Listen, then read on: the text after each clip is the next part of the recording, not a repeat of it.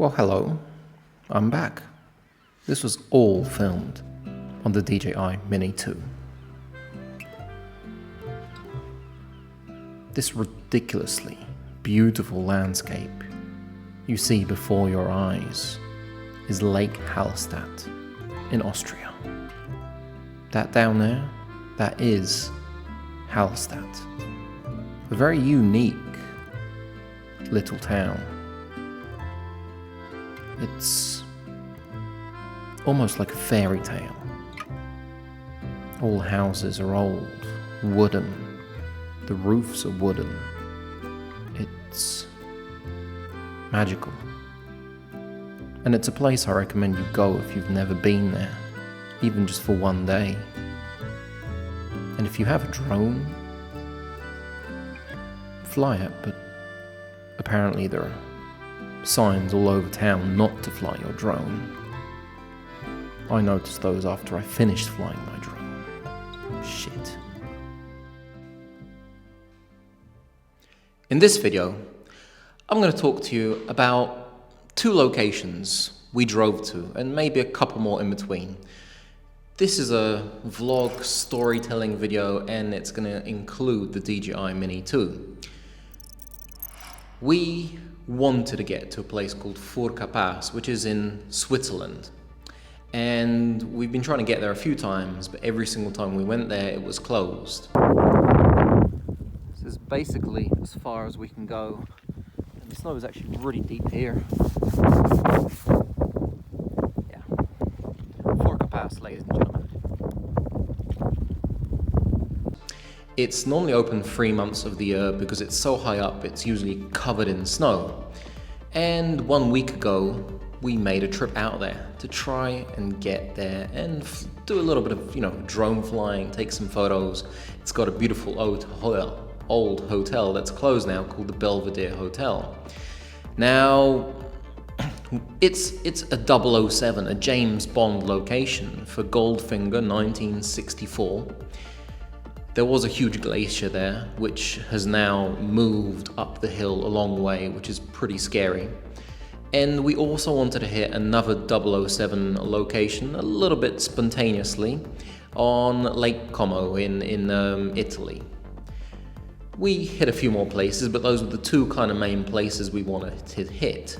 So, before I go anywhere, I just quickly wanted to say, why the hell are you guys not listening to me? When I said don't fly through any wind turbines, what does everybody do? You went and flew through wind turbines. That's just silly. That's rather silly. Anyway, I'll show you some wind turbines in the Swiss Alps. I think like 2,400 meters high. There are 4 of them. I have no idea how they got there. So let's turn up the music and have a quick look.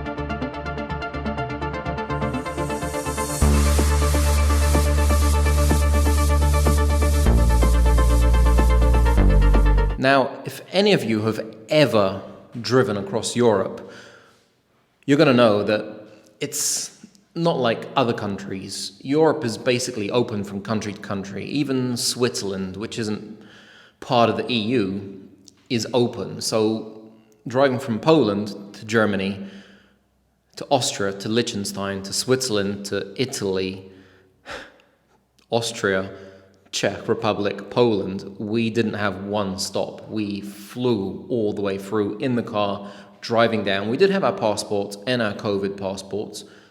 Not one stop though. So we're about to cross the border between Poland and Germany. This is what it looks like, August the 10th, 2021. This is what it looks like in Europe when you're crossing between countries by car. It's yeah, not that bad, and straight away we have like 80 on the Autobahn, and we have now crossed into Deutschland. This is the Swiss border, and we usually cross here, and it's funny because it's normally always empty, so you can basically just drive through. We'll see if that's the case this time. Yep, basically empty. Just driving through casually into Switzerland. That's it, we're in Switzerland.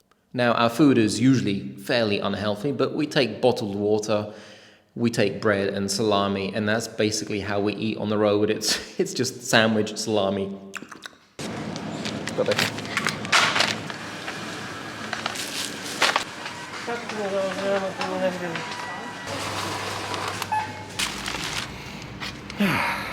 And that's how it looks. If you're wondering about the chair, the bar stool, this is from Fully. I'm partnered up with Fully, so they sent me an electronic desk, which is absolutely fantastic, and this chair, which promotes healthy living, because my core is constantly, like, solid. It's solid. Anyway, back to the film. So we were driving towards Furka Pass. It's a long way. It's 14 hours in the car, which is a long distance to drive just to get a couple of shots. That looks freaky. This is filmed at 25 frames per second. That shutter speed of 1/5. So that looks freaky in this tunnel. How cool is that? And once we arrived there, it was pretty late. It was pitch black. The cool thing about Furka Pass is there are no lights anywhere, and also it's meant to be one of the more dangerous serpentine kind of passes in the Swiss Alps. Right, so it is now 9:16 and we're driving towards Furka Pass up something that looks like that. And it's pretty screwed up. We're pretty high up already, and basically a severe drop down there, like seriously death severe drop. The pass that we're going up is pretty hairy. It's not something I'd recommend you do during the evening. At night when it gets dark, it's yeah, it just looks pretty damn crazy, as you can see. So fingers crossed we get there in one piece. We got there, it was dark. There were actually maybe about 40 cars just camping as you drive down the pass. There were none next to the hotel, which was odd, so we decided to park there.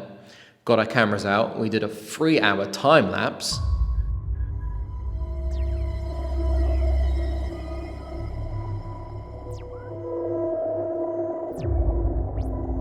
You gotta agree, that came out pretty cool, shooting stars, and we actually fell asleep during those 3 hours.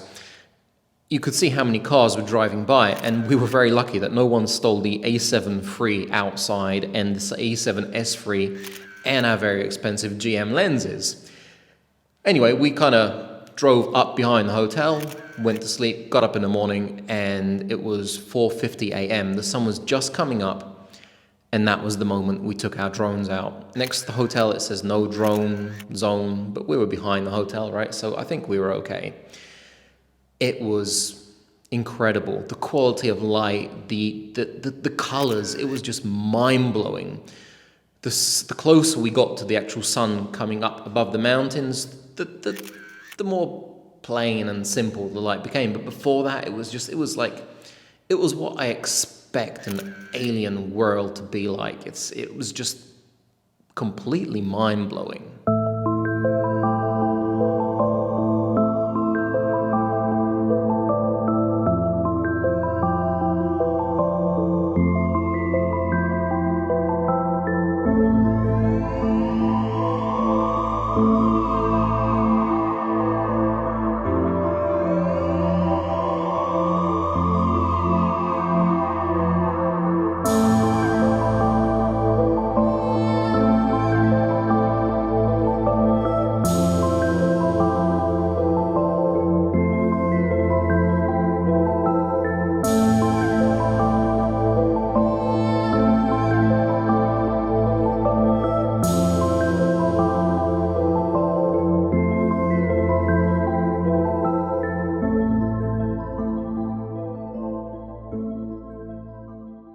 So Luke thought it would be a good idea for me to sit in the boot of the car with the Ronin, the RS2 in one hand with my camera, holding on for dear life with my other hand as he speeds down different passes. One we were filming a Volkswagen Beetle, which was really cool. The other one we were just speeding it down, and I think there were a few times where I almost died, but it looked pretty cool. 6:58, we went to bed at about 2:30, in the car, slept, it was freezing, and yeah, Furka Pass, ladies and gentlemen, DJI Mini 2.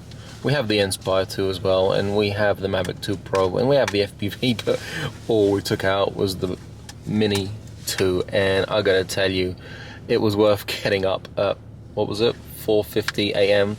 just to get some of these shots. This is what we came for, and I think we're happy. We can move on now, see what's next. From there, we started making our way towards Italy, which was absolutely stunning, and it was about 35 degrees. It was very, very hot. One of the hottest days, apparently, that Italy's ever had. And we got to Lake Como, and that is the location for the second James Bond film. I think it was the one with Daniel Craig, and it was absolutely stunning. It was beautiful, one of the most beautiful places I've seen.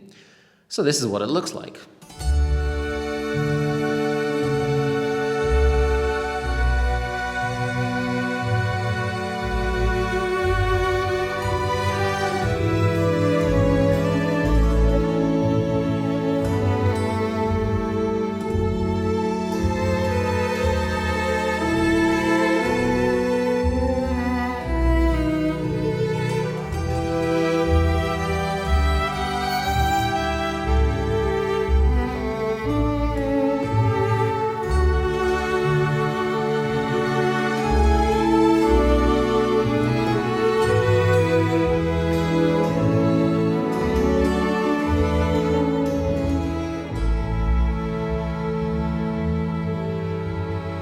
Pretty beautiful, huh? You can just imagine the James Bond scenes there. It's just stunning area, beautiful place.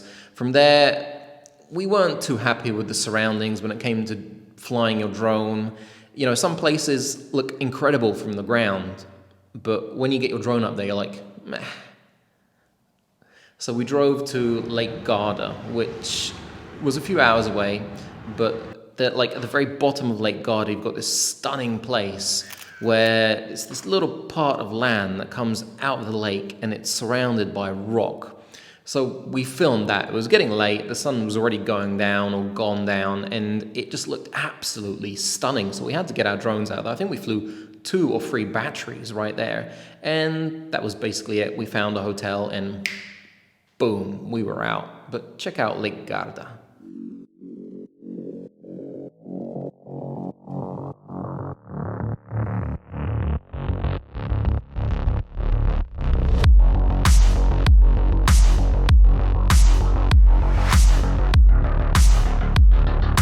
Lake Garda, Lake Garda.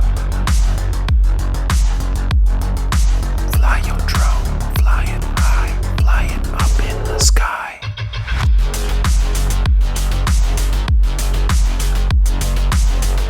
So all in all, we made it to Furka Pass. I think we might go there again, just to get a few more shots because it was so incredible. We made it to Lake Como, we drove around a bit more, we got a few more shots in various places which were incredible. The Mini 2 in 2021, right now, is it still worth buying? Yes, it's an absolutely fantastic drone, incredible tool. We had it in some insane places. I crashed it once, as you all know, and I've done a lot with it. It's been all over the world with me. The Mini Free, DJI Mini Free, the DJI Mini Free. It's coming, it's definitely coming, and I'm sure DJI is going to put some kind of sensor in it, which wasn't great because the Mavic 2 Pro I was using, I tried to land it next to a bit of water and there was a tree and it wouldn't let me land. I had to turn off the sensors.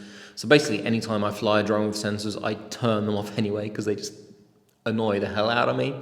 But they're worth having, like in Iceland when we were flying through these huge kind of like cracks in the ground. I turned on the sensors because I couldn't judge how far I was away, and it was kind of like meandering. There I could have crashed, but luckily the sensors did help me there. I'm sure with the Mini 2 I would have probably crashed there. If you have any questions at all about our little story here, if you have any questions about the Mini 2, or if you should be buying that, or if you should be waiting for the DJI Mini Free or the DJI Free Pro, drop in the comments. I'll try and help you out. And always use filters. I use filters on every single camera I have, small, big, huge, on every single drone I have. The Mini 2 always has a filter on it. That's why everything just looks so smooth, as I'm, always filming 180-degree rule. Anyway, this has probably been a long film. I just want to say I'm back. This took a little bit of time to edit, and it's going to be regular programming as always. I hope this chair hasn't been too annoying, but it's kind of helping me strengthen the core. I did sign up to the gym this week. Peter Lindgren kind of, inspired me to do that. He's, like seriously buff, and I'm kind of like, got my dad bod here.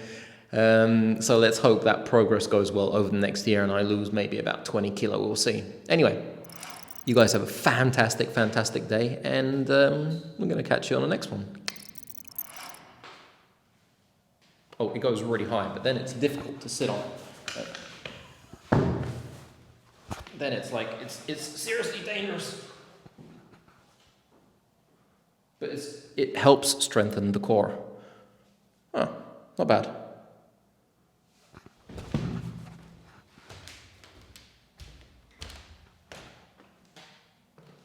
So we're in our first hotel. That's pretty cool. Luke is Don't talk to me. We've had a really, really long day because we drove from Furka Pass to Como Lake, from Como Lake to Garda Lake. Garda Lake was really cool. We didn't get much done in Como Lake, apart from the James Bond villa.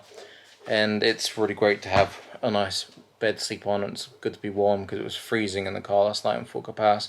And as we're finishing a 3.5-hour time lapse, some people drove up and literally parked in front of our time lapse, which is really annoying. It happens. Anyway, off to sleep. Charging and off to sleep. The world is a beautiful place, and I'm very lucky I've seen so much of it, especially with DJI Mini 2. It's a drone that I've come to love very much. Its portability is its greatest strength. This is manual orbit, by the way. It's incredibly smooth. The quality is high. But you've got to remember, it's just a tool.